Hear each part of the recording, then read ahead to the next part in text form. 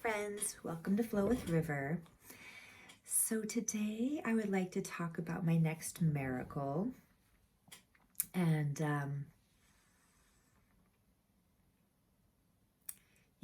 so this miracle does not involve car accidents.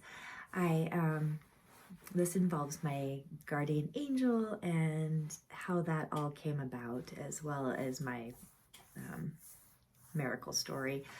So after all these car accidents and experiences with everything that was going on in my life, I decided to get a tattoo of my guardian angel on my lower back. I designed it. I drew a crescent moon, and I had her sitting on the moon, kind of like if this is the cradle of the moon, she was sitting like this, and there was a star out here, and she was reaching out and grabbing the star. And I had designed it myself, and I got it tattooed. She did a little bit, like mine was a little bit more the angel herself that was reaching out for the star. And my drawing was a little more, I don't want to say cartoonish, but it didn't have like defined leg muscles and things like that. So the tattoo artist kind of improvised a little bit, but it's okay. I know what it meant to be on my body, and it's on my lower back, which I never see anyway. So, I got her tattooed, and that was right before Super Bowl Sunday. And so for some reason, I decided to walk from my house to my parents' house. So this is the middle of winter in Spokane, Washington, and it was really snowy that year. And so I lived on the Lower South Hill. I started walking. It was daylight when I left, and it was, I probably didn't get there. I don't think I even got there before the game was over. It was a really long walk. I followed the bluff, and I crossed a golf course and crossed a creek and hiked up a big hill. And I remember towards the top of the hill, I was walking through the woods, and I was a full moon or really close to a full moon. And as I was walking at this point, I was like, we need to name you. Like, I was talking to my guardian angels, and I was like, so when I name cars and things like that, which I do name cars, I name a lot of things, but what I do is I just kind of start spouting out names that come into my mind, and if it doesn't resonate, it's like, no, no, no. So I had at this point gone through a lot of names, and all of a sudden my friend Adie, who I was in a drum and dance troupe with at the time, her youngest daughter Chloe's face kind of popped before my mind, and I was like, Chloe? I was like, no, that didn't resonate. But the next one did, and it was a word I personally at this time had never heard of before. I thought I had made it up, and it was Chaya. And I was like, Chaya, yes, like it resonated at a deep core level. So I was like, yes, Chaya, that's your name. So I had a name for my guardian angel, and I had a tattoo of her on my back. And so went to my parents, blah, blah, blah. A few days later, it must have been Tuesday. So Super Bowl was on Sunday. So 2 days later, I decide during the day to go hike down to my ex's house, because when we parted ways, he kept our dog Sunshine, who I dearly love, and my ex is super cool. And so I hiked down the backside of the South Hill there, and I had to cross what's called Qualchin Creek. It's in our backyard. So when I lived in the house, it's a really tiny creek. It's comes up maybe to my mid calf, and it's really narrow, especially in the summertime. But again, this was middle of winter, and it was a lot wider.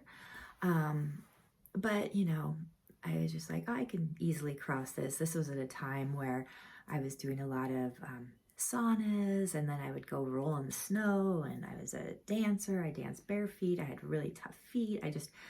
I was a tough mama, so I was like, I can totally walk across this, even though it's a little wider than normal. So I took off, I think I took off my pants, left my underwear on, took off my pants, put them around my neck, because I didn't want them to get wet. I figured that the water probably would come up to my knees or maybe my mid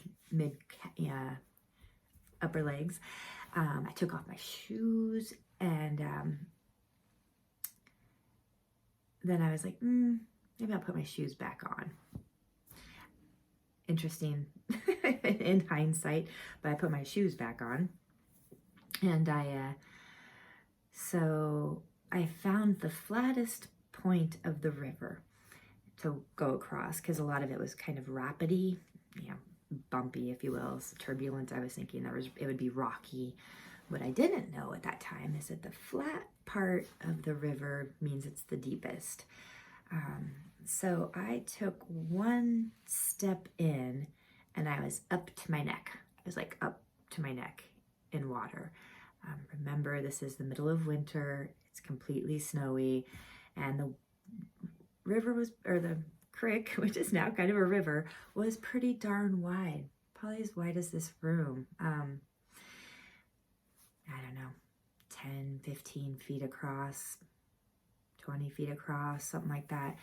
So I crawled back out real quick, and I was just like, like, oh crap, what am I gonna do? So nobody knew I was on my walk. This is before cell phone days. I had two options. I could walk all the way back up to where I came, but that was a long ways. In order to get to my ex's house, if I didn't cross the water, I could go all the way down, cross a bridge, and come all the way back. But it was really, really far, and I was worried if I did that I might get hypothermia. So what I decided to do was to swim across it. Oh, I had taken my shoes off. I had taken my shoes off at first, and I had put them around my neck. But at this point, I was like, crap, I don't want to swim with my shoes around my neck, so I put my shoes back on. So it was one of those, talk about a polar plunge. So I get back in and I start swimming across, and it was one of those moments where my feet felt like lead weights because I had put my shoes back on. The water was so cold that I couldn't hardly breathe. It was kind of thing, and my arms, like I felt like I couldn't, I felt like I could not move. I don't know how they did it in the Titanic, being in that icy cold water. Halfway across, I really wasn't sure if I was gonna make it, but I did. I got to the other side. I walked to my ex's house. The dried grass weeds felt like they were slicing my legs when I would brush up against them. Fortunately, the house was really pretty close. Now this was midday. So typically my ex would be at work. And so, here I come, seeing my dog, walking into the house to go take a hot shower, and without my pants on, completely wet, and he was sick at home. He was like, what the hell happened to you? And so I got a shower. I was like, oh, thank you, angels, Chaya. So that's that part of the story. Now later that evening, so I was in a West African drum and dance troupe called Molly Doma, and we practiced twice a week, Tuesdays and Thursdays for, I forget, our practices are probably a couple of hours. And I remember warming up for dance class, and I actually I fell asleep standing up as we were like doing head rolls or something, and I caught myself as I was falling over. I think it was just the adrenaline, the shock, all of that. So anyway, that's another little piece. And then the next day, as Molly Doma, we performed as Music for Youth. So every week we'd perform in the elementary schools, and we teach them dances and educate them about the culture and things like that. It was really great. And but prior to that, I always met with my girlfriends, Hunter and Adie, who I danced with, and I was talking to Adie, and it was just the two of us. I think we were at Huckleberry's, and I was telling her the story of what had happened, and you know, the whole thing from naming my angels to the river, and so when I was done, I look up, and Adie has like tears coming down her eyes, and she's like, River, she's like, do you know what the word Chaya means? And I'm like no, I thought I made it up. I've never heard it before. She was like, Chaya is Chloe. So remember the face, her little daughter's face that popped in my head right before the name Chaya. She's like, Chaya is Chloe's Hebrew name, and it means life. And I was like, whew, waves of goosebumps, just like, holy crap. And then she said, and also, it's an old superstition that tattoos prevent against drowning, which is why so many people in the Navy get tattoos. And I was just like, I still have goosebumps when I tell that story. So anyway, thanks for listening to my miracle and my introduction to my angel Chaya. And I hope you all have a great day, and I will talk to you later. All right.